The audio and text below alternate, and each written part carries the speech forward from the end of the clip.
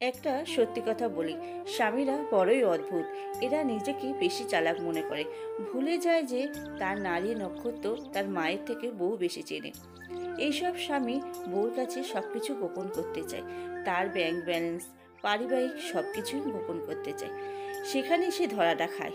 পারিবারিকভাবে কষ্ট পায় যখন সে তার বউয়ের কাছে ধরা খায়।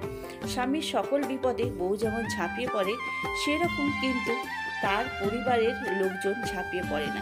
কিন্তু দুঃখের কথা হচ্ছে, তার পরিবারের গোষ্ঠীসুদ্ধ লোক যখন সেই বউটাকে ধুইয়ে দেয়, তখন কিন্তু সেই স্বামী নামে মানুষটাই সেই তার পাশে থাকে না। তখনই দুঃখটা বেশি লাগে। একটা ছোট্ট করে তোমাদের সাথে গল্প শেয়ার করলাম।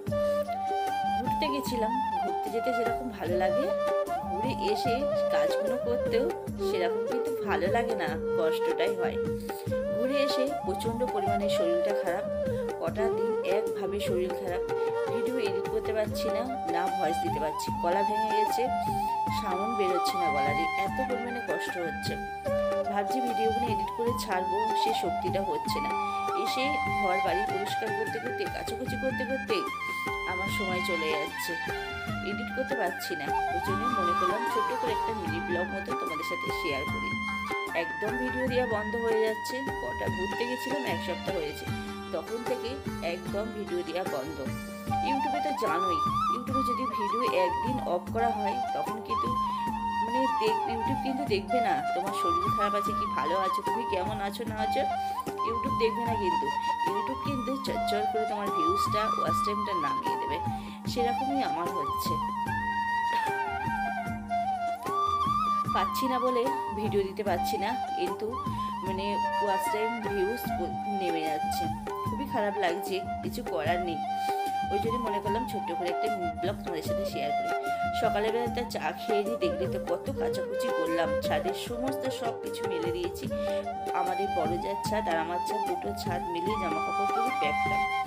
নিচে নেমে এসে উচ্ছে আলু ভাজা, বেগুন আলু না, উচ্ছে পেঁয়াজ কাঁচা লঙ্কা দিয়ে ভাজা করেছি, বেগুন ভাজা করেছি, মাছ এনেছে, মাছের ফুলকপি দিয়ে আলু দিয়ে ঝোল করলাম, করে সমস্ত কাজকর্ম সেরে পুজো দিয়ে খাওয়া দাওয়া করে নিলাম মেয়ের আমি। খেয়ে দিয়ে মনে হয় আধা ঘন্টা মতন বিশ্রাম নিয়েছি, বিশ্রাম একদম নিতে পারলাম না। উপর থেকে সমস্ত জামা কাপড় তুলে আনলাম, নিয়ে এসে এইবার ঘরের কাজ করবো, কারণ টানা কথা বলতেই পারছি না, আমার এত কাশি হচ্ছে। ঘরের কাজটা সকালবেলা তো করতেই পারলাম না, কেন এইসবগুলো করতে গেলে না ওইদিকে না বেলা হয়ে যাবে। আর শীত পড়ে গেছে, বেলা ছোট হয়ে গেছে, রোদ্দুর তো থাকবে না, সূর্যি মামা মাথার উপরে উঠে বসে রয়েছে। মানে দুপুর ঘুরতে না ঘুরতে সূর্যি মামার মুখ আর দেখা যাচ্ছে না। ওই জন্য মনে করলাম ঘরের কাজ সন্ধেবেলা করলেও হবে, আগে রোদের কাজটা করে নিই, নাহলে রোদ চলে যাবে, রোদ তো আমার জন্য দাঁড়াবে না। ওই জন্যে ঘরের কাজ ফেলে কাচাকুচি করতে গেলাম।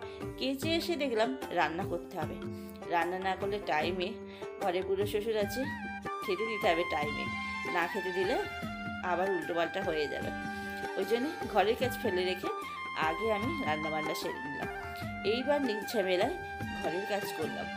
এর আগের দিনে অল্প কটা কেচেছিলাম, সেদিনকে তো কোনো ব্লগ করিনি, সেদিনকে কেচে ঢেবি করে রেখেছিলাম, গোছাইনি। আজকে সব কাঁচা কমপ্লিট হলো। দেখো সমস্ত সব কিছু ভাঁজ করে সারা বিছানাটা জড়ো করে রেখেছি, এখান থেকে গুছিয়ে নেব। ভিডিওটা ভালো লাগলে অবশ্যই লাইক